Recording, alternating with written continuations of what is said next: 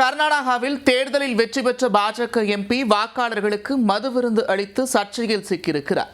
வண்டி வண்டியாக கொண்டுவரப்பட்ட மதுபானத்தை போலீஸ் பாதுகாப்புடன் வாக்காளர்கள் பொதுமக்கள் வரிசையில் நின்று வாங்கி சென்றதன் பின்னணி என்ன?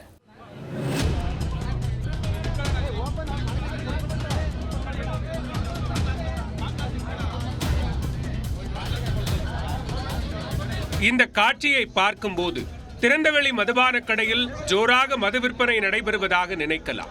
உண்மையில் நடந்தது அதுவல்ல.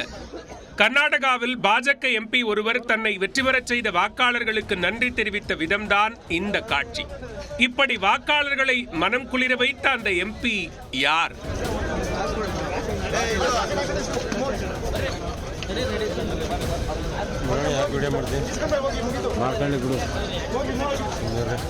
நடந்து முடிந்த மக்களவைத் தேர்தலில் கர்நாடக மாநிலம் சிக்கபெல்லாப்பூர் தொகுதியில் பாஜக சார்பில் போட்டியிட்ட டாக்டர் சுதாகர் 1.5 லட்சம் வாக்குகள் வித்தியாசத்தில் வெற்றி பெற்றார்.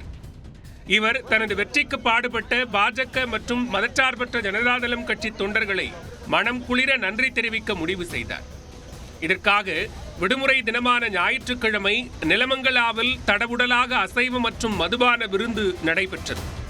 வண்டி வண்டியாக வந்திறங்கிய மதுபான பெட்டிகளை கட்சி நிர்வாகிகள் ஒவ்வொன்றாக திறந்து தொண்டர்களுக்கு விநியோகம் செய்தனர்.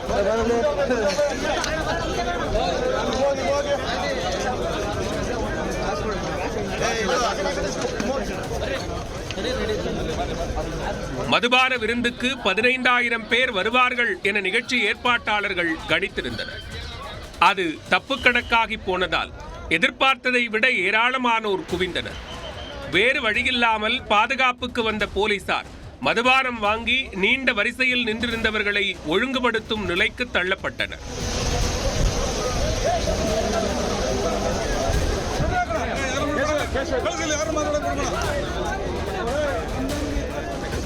மடை திறந்தது போல திறந்தவெளி மைதானத்தில் நடைபெற்ற மதுபான விருந்தில் வாக்காளர் பெருமக்கள் உற்சாகத்துடன் கலந்து கொண்டனர்.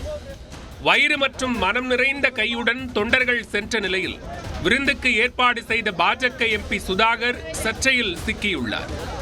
தேர்தல் பரப்புரையின் போது கர்நாடகாவில் அரசியல் கட்சி தலைவர்கள் ஒவ்வொருவரும் காவிரியின் குறுக்கே அணை கட்டுவோம், பெங்களூருவில் குடிநீர் பிரச்சனையை தீர்ப்போம் என வாக்குறுதி அளித்தனர்.